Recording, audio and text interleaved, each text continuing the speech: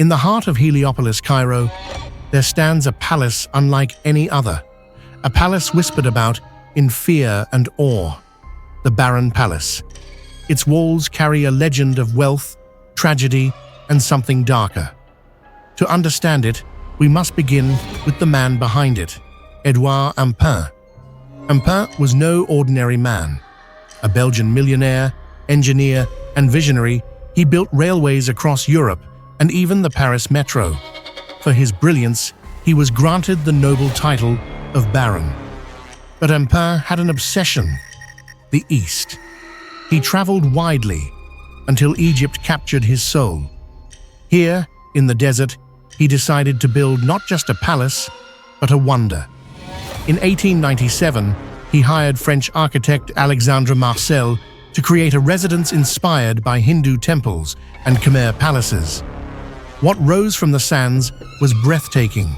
Walls carved with gods and demons, snakes and flowers, Buddha statues, and Hindu dancers frozen in stone.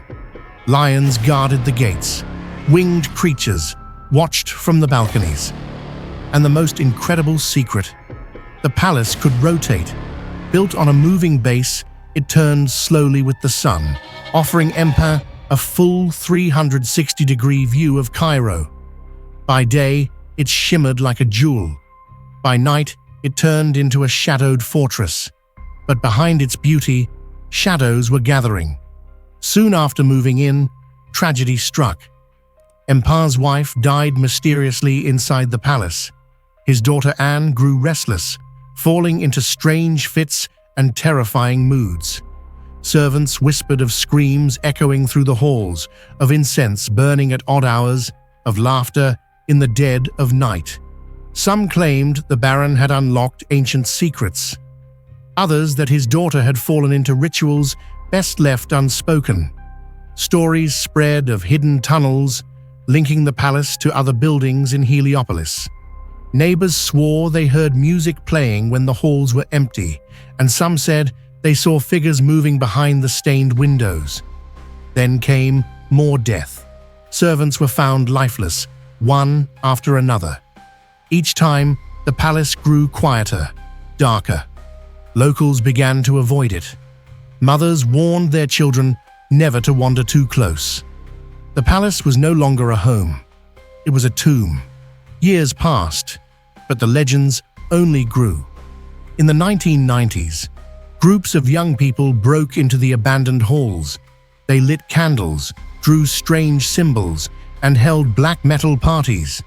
Locals claimed they were worshippers of the devil. Newspapers called it the Satan worshippers case.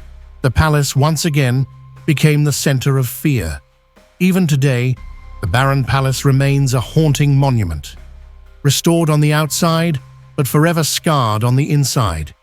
Visitors say they feel a chill as soon as they enter.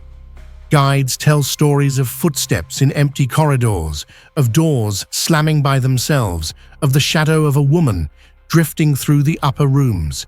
Was it all myth? Or did Baron Ampin's masterpiece truly become a house of death? One thing is certain: the Barren Palace still stands, beautiful and terrifying. A place where stone remembers every whisper, every scream, and every secret that should have stayed buried.